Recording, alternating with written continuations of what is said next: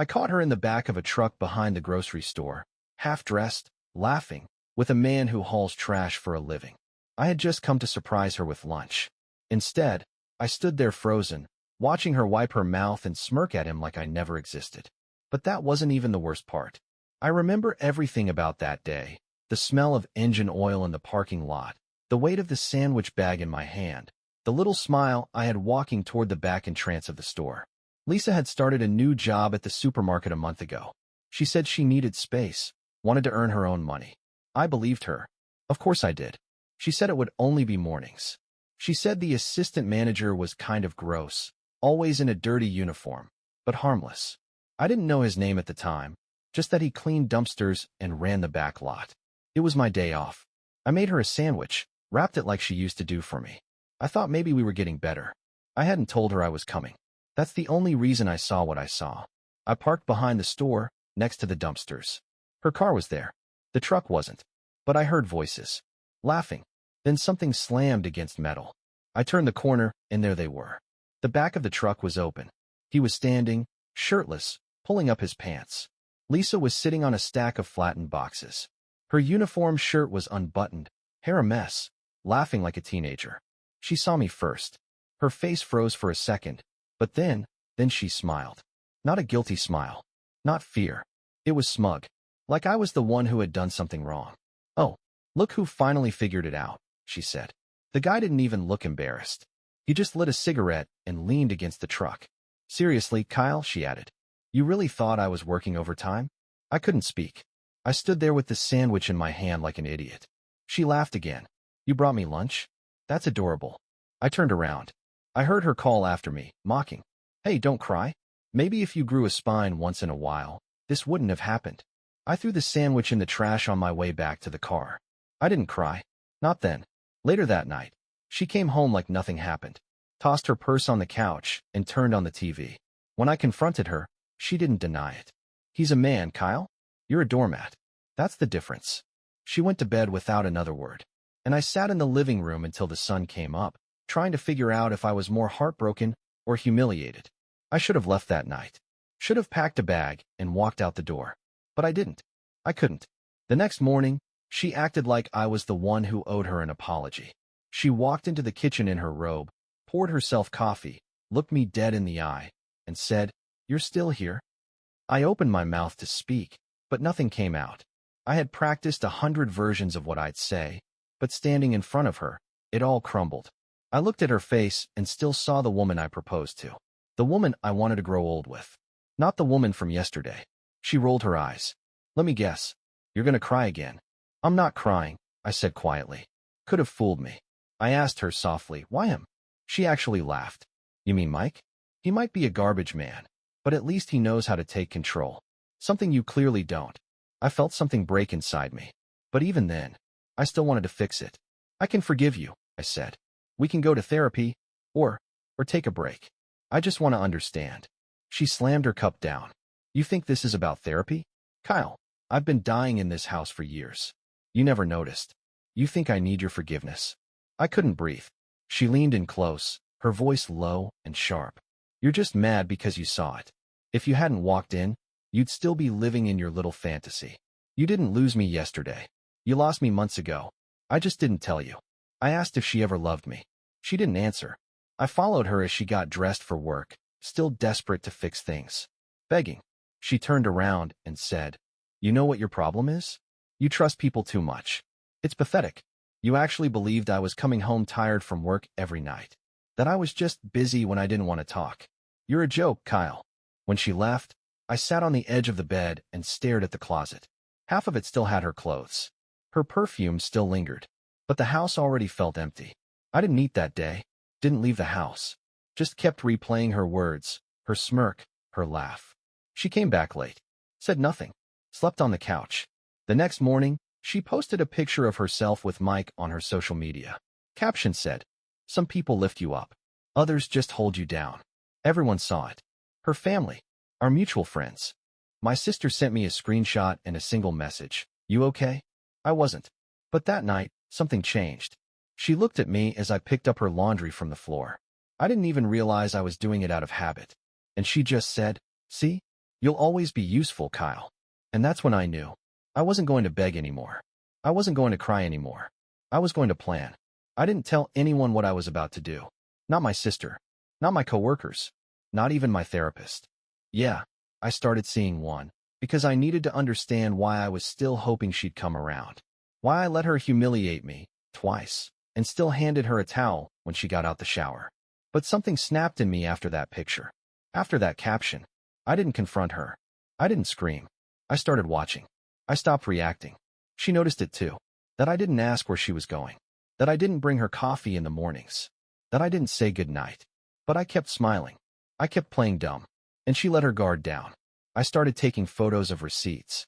Not hers, mine. Groceries. Gas. Bills. I started collecting proof of all the money I was spending on the household. Because guess whose name the lease was under? Mine. Guess who was still paying the utilities? Me. She hadn't put a cent into this place since April. I created a private folder on my laptop and called it Car Maintenance.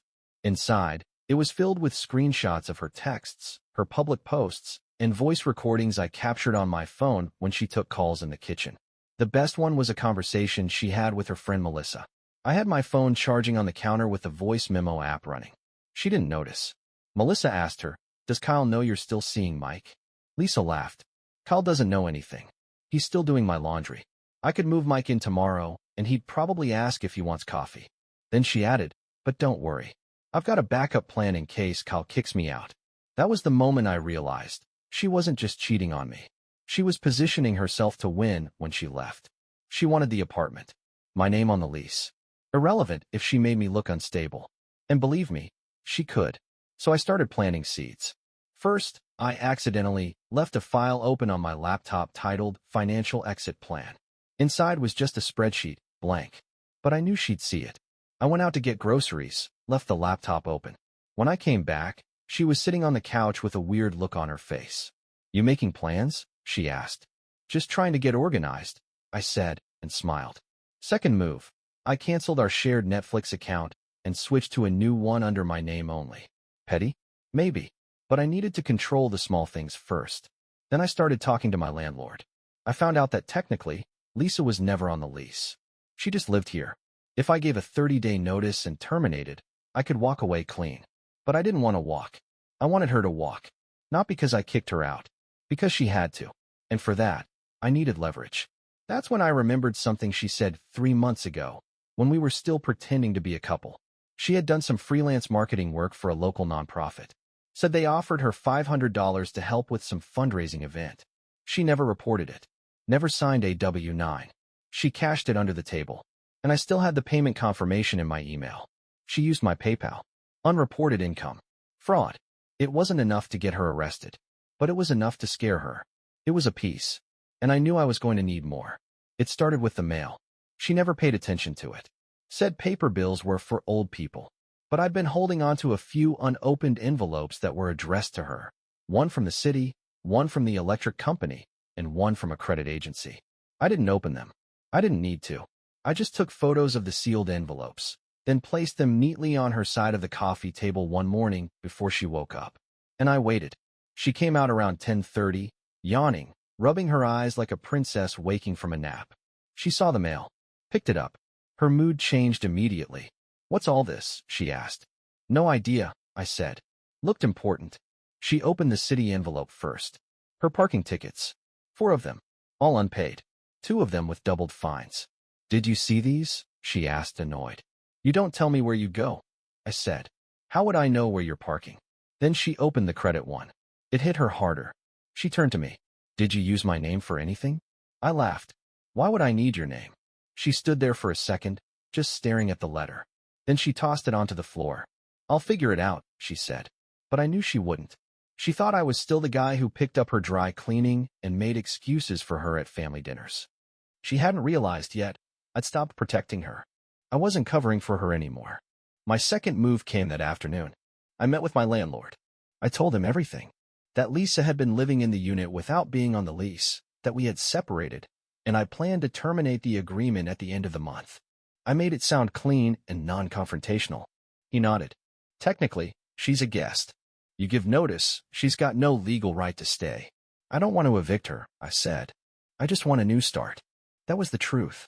A strategic truth. 2 days later, I came home early and found her on the phone. She didn't hear me come in. She was pacing, barefoot, frustrated.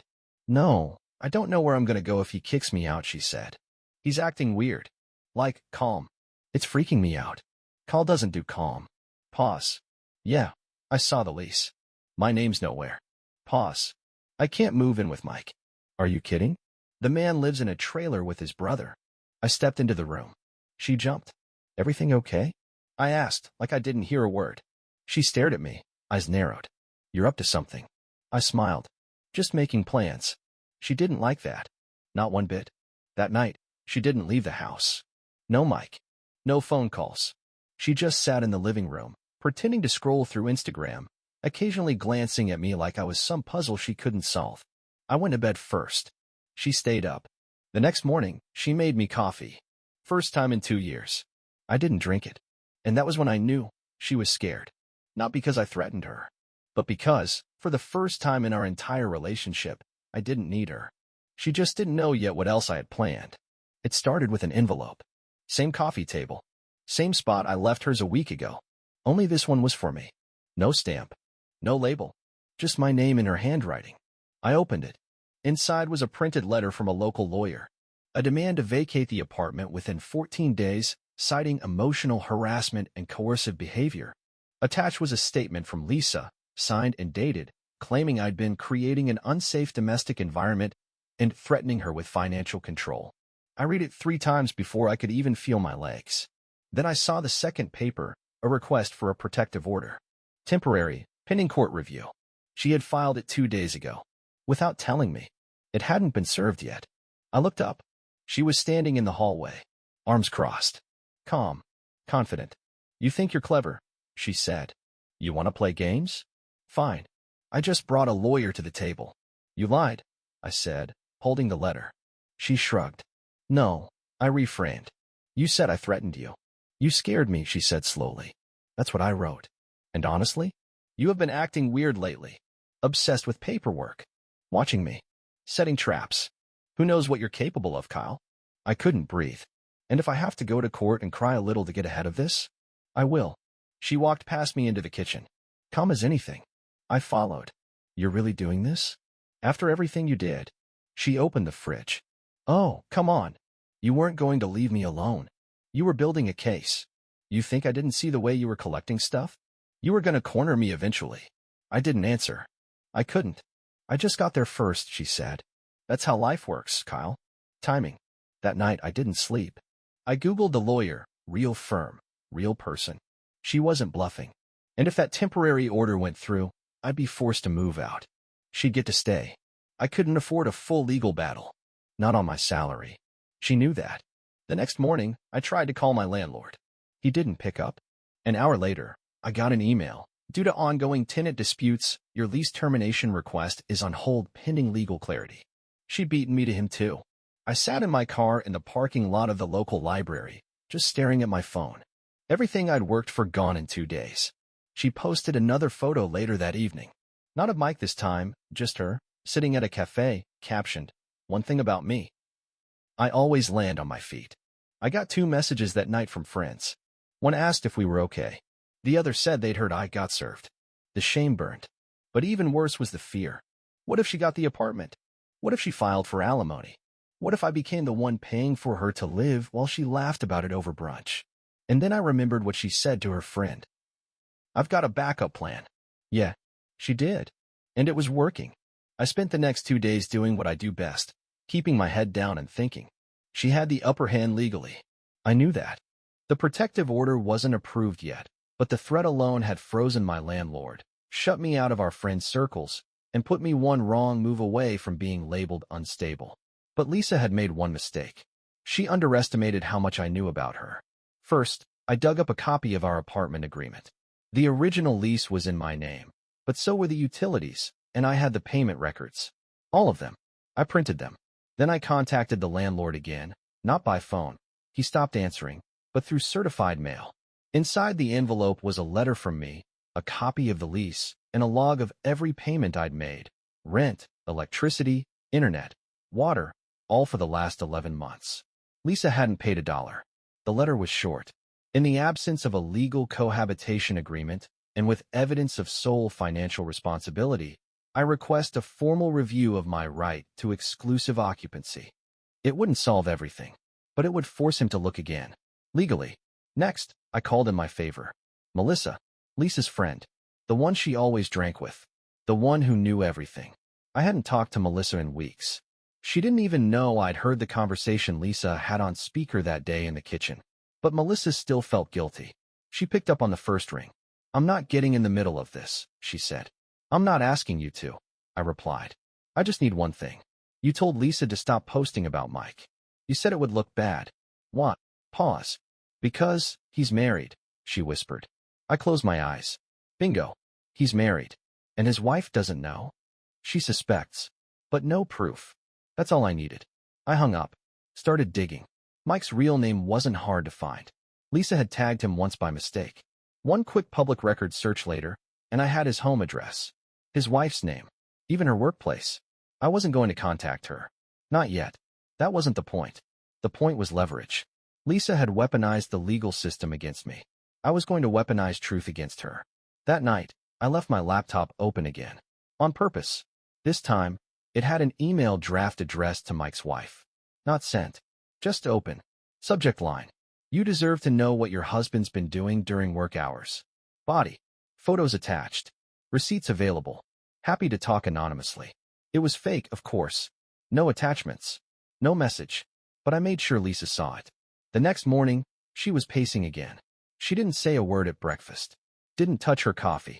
When I went to grab my coat, I heard her behind me. What are you doing? Nothing, I said. Just organizing. I saw your laptop. I figured you would. You're bluffing, she said. I turned to her, quiet. Am I? She didn't answer. That evening, the lawyer dropped the demand letter. No more protective order. No more eviction threats. Just silence. I'd won that round. She was still in the apartment. Still smug. Still unpredictable. But now she was nervous. I could feel it. I thought the email draft bluff would shake her. And it did. For a while. She got quiet, cautious. She started coming home early. Cooking sometimes. The fake version of the girl I met in college. But fake never lasts long. It was a Thursday night when she made her next move. I was scrolling through my phone before bed, trying to distract myself. My sister sent me a screenshot. No message. Just the image. Lisa had posted a video. A 3-minute clip of her sitting in our living room. Our couch, our apartment. Her voice calm, her eyes glassy, like she had rehearsed it. Hey guys, she began. I've been quiet about this for a while, but I feel like it's time to speak up. A lot of people have been asking what's going on between me and Kyle. My stomach dropped. She went on. We were together for 7 years. And during that time, I supported him through a lot. He struggled with anxiety, depression, job loss. I was there for all of it. But eventually, I realized I was being emotionally drained. Cut. Then came the twist. I started feeling unsafe in my own home.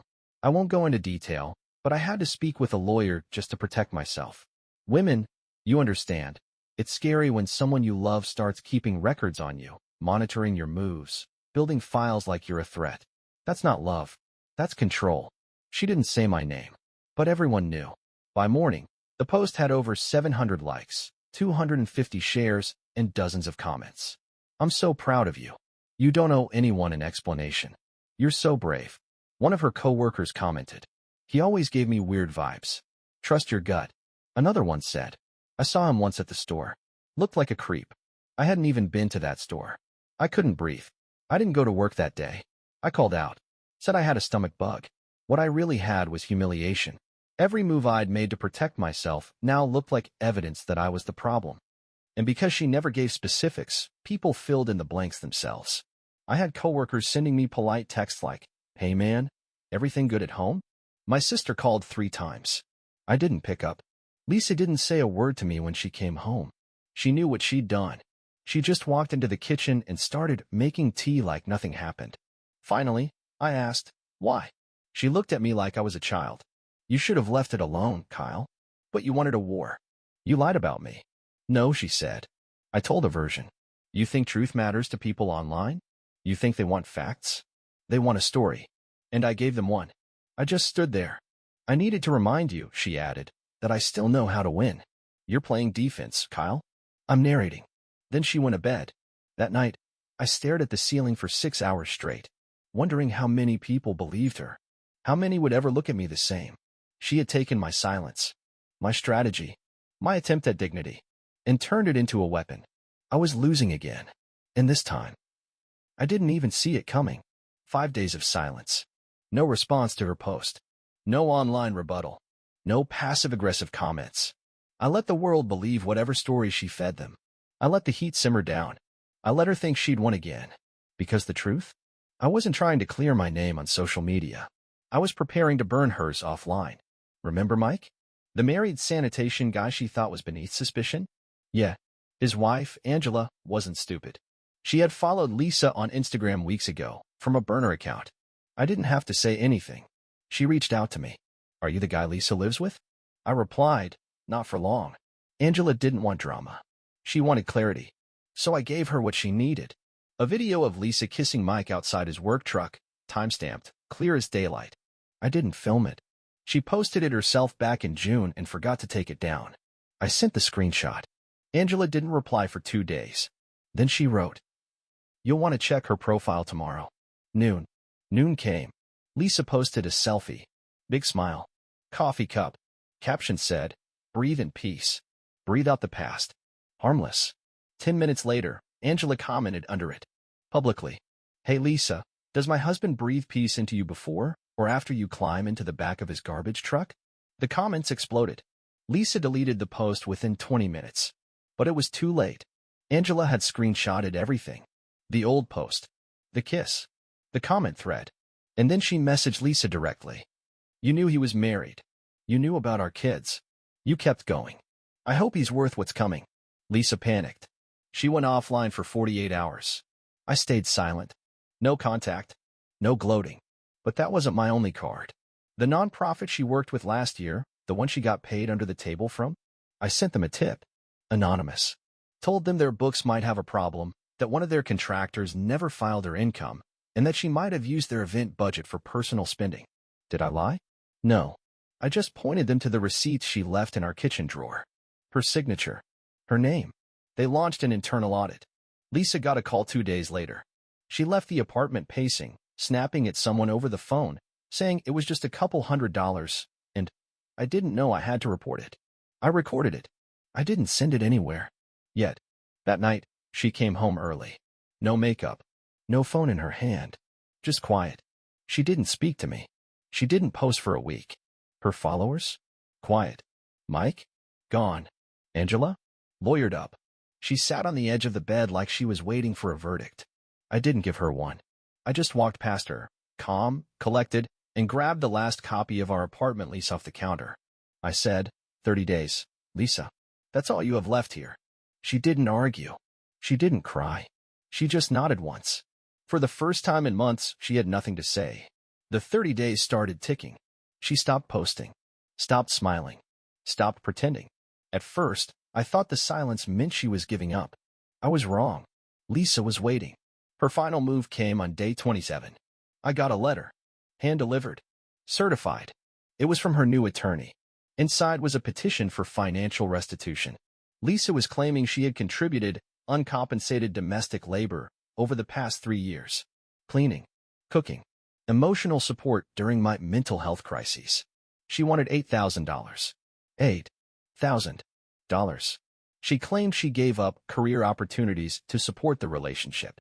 She framed her months of unemployment as a sacrifice.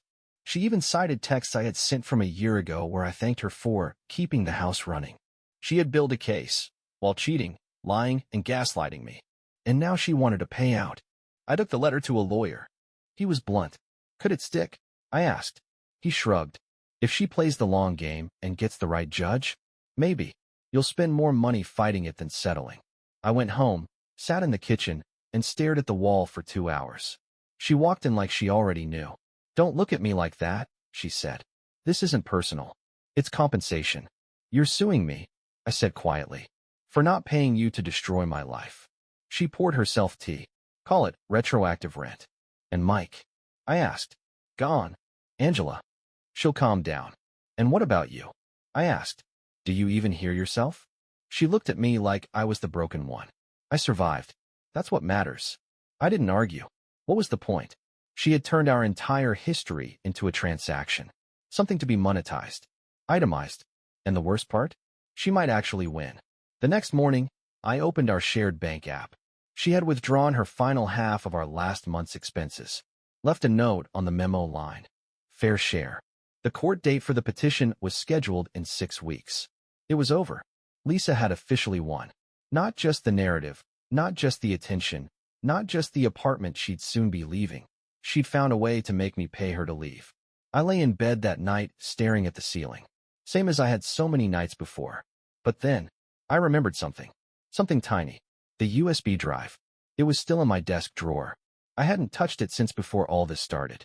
On it were backups, old ones, from her laptop, including one folder labeled Client Pitch, Renders, Final. It was from last year, from her freelance contract with the nonprofit, the same one under investigation. I clicked through, folder after folder, until I found it. An invoice, dated before the event. Falsified. She billed the nonprofit for $1,500 in printed materials she never ordered. And I had the receipts to prove it, because I paid for the actual materials. They cost $212. I still had the Staples invoice in my email. The invoice on her USB?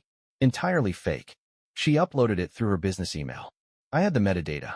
And suddenly I realized. Lisa hadn't won. She just didn't know it yet. I didn't rush. I waited until the day before her 30 days were up. She had packed most of her things. Her closet was half empty. The bathroom shelves wiped clean. She still didn't speak much. Just moved around the apartment like a guest waiting for checkout. That morning, I placed the USB on the kitchen table, right in the center. She walked by, glanced at it, then back at me. What is that? I didn't say anything. I just nodded toward the chair across from me. She sat. Slowly. It's from your old laptop, I said. Backups. You forgot to wipe them. Her face didn't change. I clicked on my laptop, turned the screen toward her. The file opened. Her forged invoice. The one she billed the nonprofit $1,500 for. It's fake, I said. You know it. And now I know it. Still no reaction. Just a flicker in her left eye. I cross-checked it with the real expenses. You charged them for materials that never existed. Filed it through your business email. I've got the timestamp. The IP. Silence. Then she whispered. You wouldn't. I haven't, I said. Not yet. What do you want? Her voice was brittle now. I want you to drop the petition.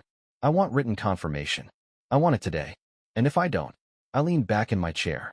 Calm. Collected. I'll forward it to the board. The audit team. The IRS, if I have to. Her breathing shifted. Her chin trembled. And then it happened. She cried. Not like before. No manipulation. No fake sniffling. She broke. Shoulders shaking. Hands covering her face. I didn't mean for it to go this far, she choked. I was scared. You were planning things. You had all these files. You cheated. I know. You lied. You mocked me. I know. And then you tried to destroy me in front of everyone. She didn't respond. I stood up, grabbed a folder, and slid it across the table. Inside was a typed statement. Withdrawal of her petition. With her name already typed. All you have to do is sign. She stared at it, hands trembling. Then she picked up the pen and signed. I watched her carefully. She looked up at me, eyes swollen. Please don't send it, she whispered. I won't. She nodded, like she didn't believe me, but wanted to. She stood, went to her room, and finished packing in silence. By sunset, she was at the door, bags in hand. She turned to me one last time. Her voice was barely audible. Why didn't you do it? I paused, looked at her, and said, because if I did, I'd become you. She looked down, nodded, and left. I closed the door behind her, locked it, and for the first time in a long time breathed. But before I moved on, before I deleted the files, erased the backups, cleared the screenshots, I sat down at my desk, opened one more window, and typed. A question for everyone who hears this story. What would you have done in my place?